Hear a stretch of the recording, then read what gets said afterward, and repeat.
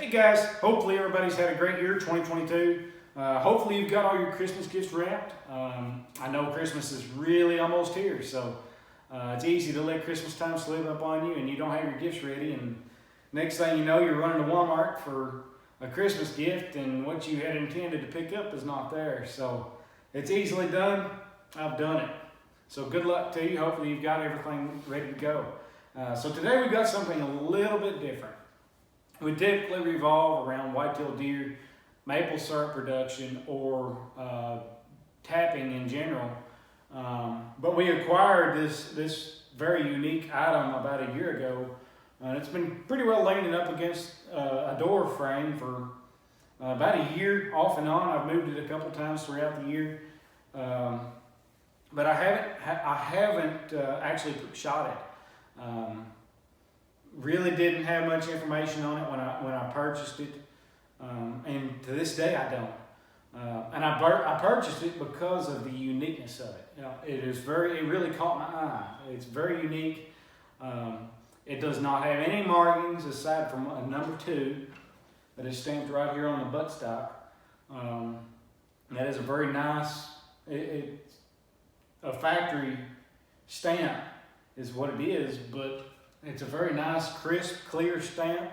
I've looked this rifle over high and low multiple times, and that is the only number or only marking in general that is actually on this piece. Now this piece in particular, I believe to be one of the pieces that hung in the Mowrey Ethan Allen furniture stores. Mowrey Ethan Allen out of Olney, Texas at the time, and I believe they sold out. Actually apparently had a chain of furniture stores also, and I believe this to be one of the pieces that actually hung in their store, and that could explain why there's no descriptive information stamped on the barrel, whereas normally any firearm across the industry, it does not matter black powder or modern, normally you have an inscription right here on the barrel telling you what it is and what caliber this is, whereas this one, the barrel is just a barrel. I mean, there's no stamp, no nothing. It's kind of a blank slate here. So if anybody has any information pertaining to why this particular piece would not have the numbers inscribed on the barrel, please drop a comment below. I would love to know more. Even though this piece is fixing to leave my possession, I would still love to know more. This piece is a beautiful piece. I feel like it would serve somebody else better than it has me. I just really do not have a use for it. Especially as unique and as pretty as it is, I feel like it would be a beautiful piece to hang up above a fireplace, maybe in a cabin somewhere. So hopefully the individual this goes to enjoys it, as I know I did, even though I just looked at it. So if you have any information about this particular piece, please drop a comment below. Like I said, and I will zoom in here in just a minute and show you that the barrel does not have any markings on it, and I will show you also this number 2 that's stamped on the buttstock. And this is a black powder percussion rifle. It does take a primer. There's about 3 different platforms of black powder that you can go into, from modern to more your traditional replicas or reproductions, and there's a whole lot of different platforms you can go into.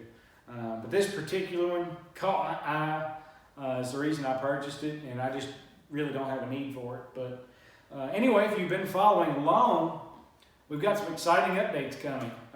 We've actually poured a slab for our sugar shack about 2 weeks ago. We've got posts going up. And we've soon to have some boxing going up, maybe some rafters here soon after. We've got everything. We're actually building a vacuum filter press this year. If you're familiar with the process, it takes forever to filter your maple syrup. So a vacuum filter will really streamline the process and make what used to be an hour into just a few seconds, and it's filtered syrup. So you will no longer have any sediment. If there was any in your jars, it will be very crystal clear. So If you're familiar with the process, that's a huge upgrade for anybody. But we're doing a 20 by 20 sugar shack, 12 foot tall. We should be able to run our exterior tank into our evaporator. I've got a 2 by 4 evaporator from Bill Mason. I purchased out of Porter, Maine. And actually he had it out the door within a week and a half of me ordering it, and he is backed up. So he is a phenomenal individual. He learned that I was in Kentucky and kind of in a hurry to get the process started. He got it out the door in a very timely manner. I'm impressed. And I will no doubt show you the setup and operation of this as we get into it. But we've still got to brick it. That's going to take a little bit of time. We've got to set it up and make sure everything works. But Bill Mason, if you're looking for an evaporator, I highly recommend Bill Mason. He got it out the door. His shipping was phenomenal. I shipped it to a local business here, local to me, so that the truck could get in and out readily and easily. His pallet, everything was strapped down, banded phenomenally.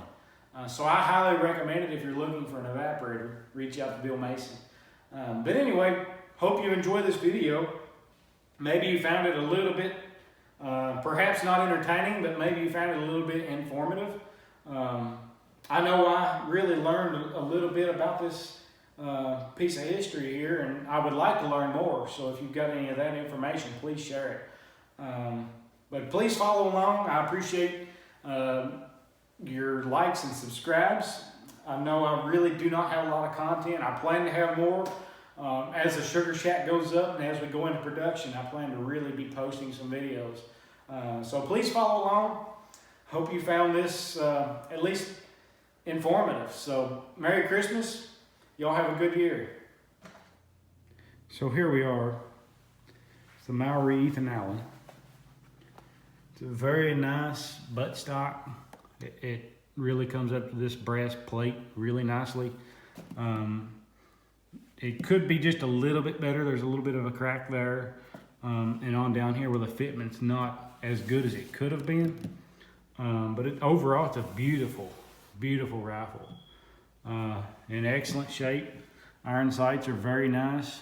Very minimal surface rust. There is just a little bit, but it's not noticeable, especially at this distance.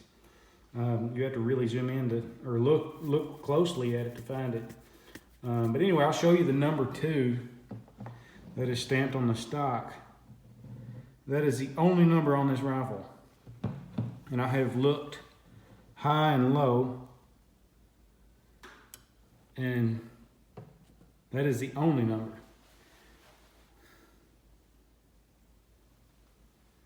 So again, please like and subscribe. I plan on doing some videos here really soon. I'm actually fixing to go outside now and complete the installation of my corner post of my maple syrup sugar shack. So that's kind of exciting. We purchased a new evaporator this year, so that's also exciting. Maple syrup season's actually knocking on the door for some of us here in Kentucky. Some people like to start really early, and it looks like the weather's getting really close to being ideal for maple syrup production. So anyway, as usual, please like and subscribe. We appreciate you supporting our videos. And if there's anything that you would like to see during the maple syrup production and the process of the sugar shack build, please feel free to drop a comment. And we'll see if we can answer your questions or show you what you would like to see. Y'all have a good night.